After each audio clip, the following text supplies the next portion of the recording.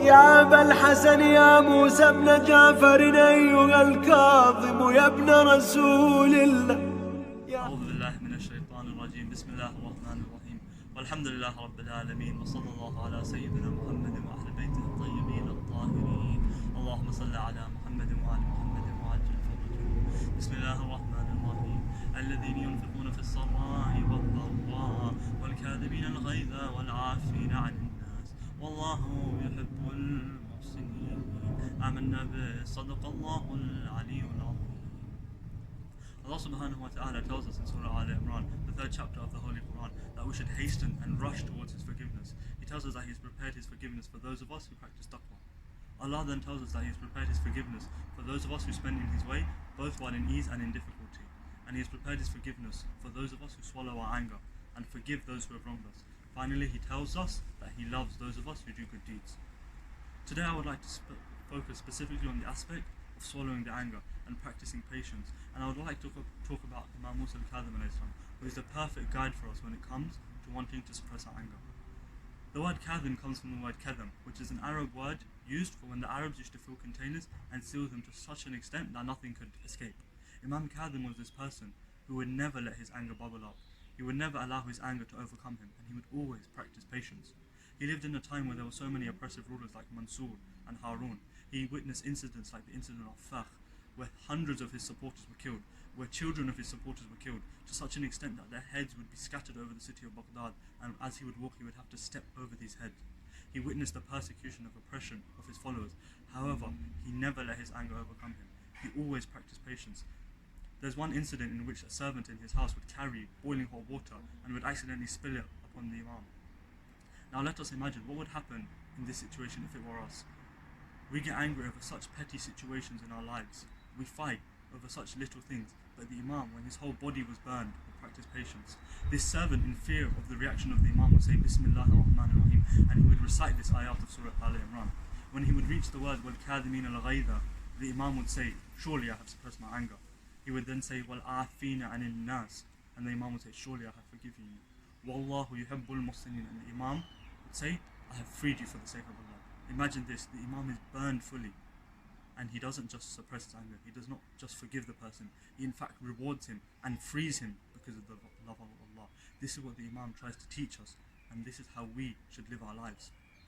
Even though it is difficult, we should always try and practice patience. There's another situation in which Imam Kadhim walks through the street with his companions, and a man comes up to him and starts abusing him, and starts abusing his father, Imam Sadiq alayhi salam. Now ask what would happen if someone abuses us, abuses our parents. Straight away, in that instant, we'll be ready to retaliate, abuse them back, maybe even hurt them. The Imam's companions were exactly the same. They wanted to do exactly that. This man had abused the Imam. The Imam told them, Imam Kadhim told them, relax, stay calm, I will deal with this man. A few days later, you would see Imam Kadhim approach this man in his garden. The man again would start abusing the Imam. He would say, you have entered my garden, you have stepped on a few plants, and you've ruined the whole garden just with your presence.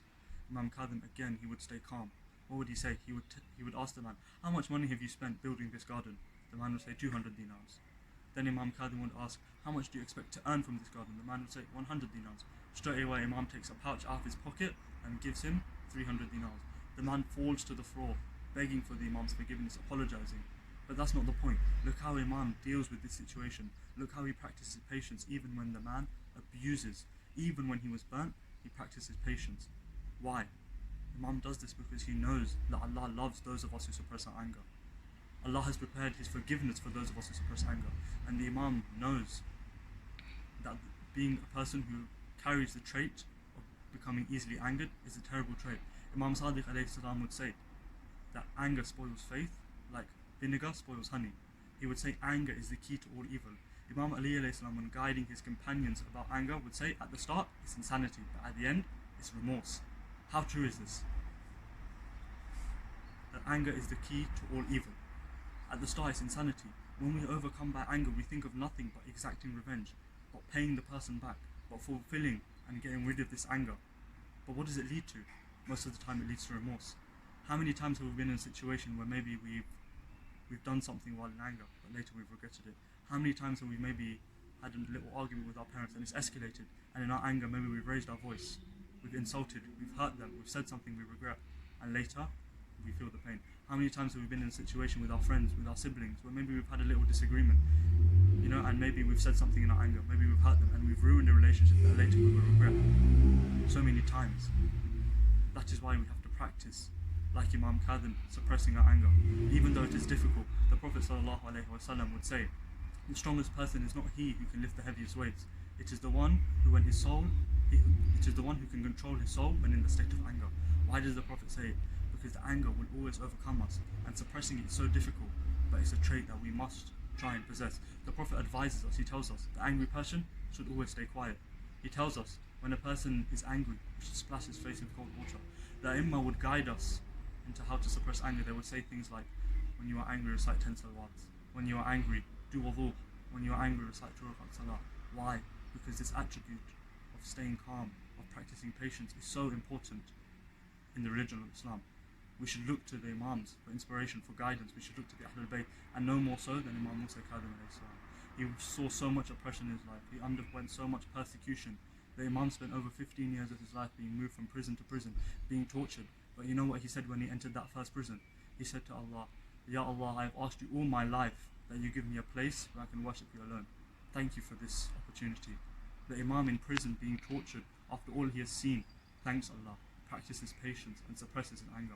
So tonight when we recite Dua Tawassul, let us make a pledge to Imam al-Kadhim that we will try and follow in his footsteps, and we will try our best to suppress our anger and practice patience, even in the most difficult of situations. يا الحسني يا موسى بن جعفر أيها الكاظم يا ابن رسول الله يا حجة الله على خلقه يا سيدنا ومولانا إنا توجهنا واستشفعنا وتوسلنا بك إلى الله وقدمناك بين يدي حاجاتنا يا وجيها عند الله اشفع